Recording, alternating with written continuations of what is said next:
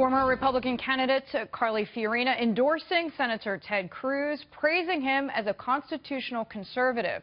Senator Cruz touted the endorsement as a sign of unity. Cruz's senior foreign policy advisor, Victoria Coates, is with me now. Victoria, thanks for the time. How important is Fiorina's endorsement to the Cruz campaign?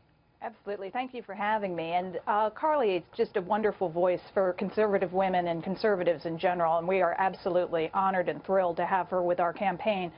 She's just so clear-cut in her principles, her business savvy, her acumen, and from my perspective, very importantly, her experience on the international stage. I think she's going to be a tremendous asset. And as I said, we're really honored to have her support. So, Victoria, Ted Cruz says he can beat Donald Trump for the nomination. Here is the senator at a rally.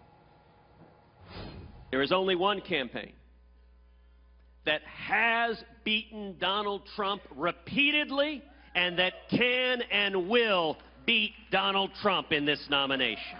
Ted Cruz is interesting because he's always saying, I'm the only one that can beat Donald Trump. Take a look, he never beats me. Meaning he rarely beats me. The fact is that we're going to do well.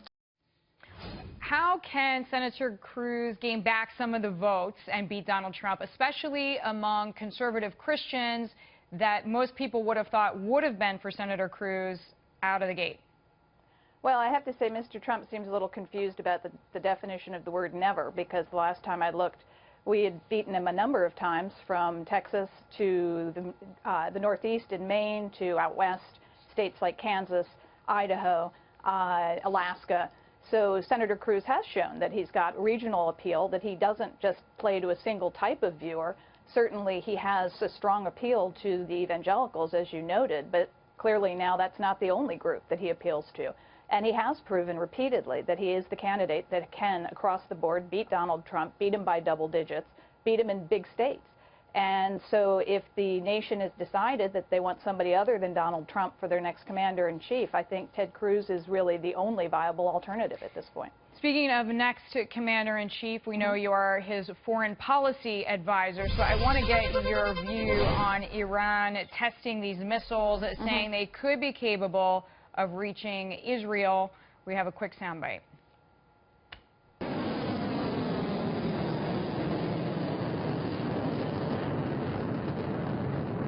So, Victoria, that is just video of a rocket launch. But, I mean, these missiles were marked with the phrase in Hebrew, Israel must be wiped out. So what does this mean for the nuclear agreement that the U.S. and 6 other powers signed with Iran this summer? Well, it's not very subtle, is it? I mean, the Iranians have been pretty consistent in their message of genocidal hatred toward Israel and toward the United States since 1979. And Senator Cruz has been extremely outspoken in his opposition to the very premise of these negotiations that started a couple of years ago. He thought, and we filed legislation to this effect, that they should have accepted Israel's right to exist as a Jewish state and released the American hostages before the negotiations took place, so that they were clearly changing their behavior. But that didn't happen, and now here we are, a couple of years later. They're farther along with their technology, and we're just accepting these tests. These are the third and fourth tests, I guess, since the JCPOA was enacted this summer. It's outrageous, and the White House has absolutely nothing to say. They say they're looking for an adequate response. It's really, I think, very frightening. And Victoria, I heard your statement that Senator Cruz is more than ready to deal with tensions such as these. Perhaps with you as a senior foreign policy advisor. Thank you so much. Victoria Coates with me there.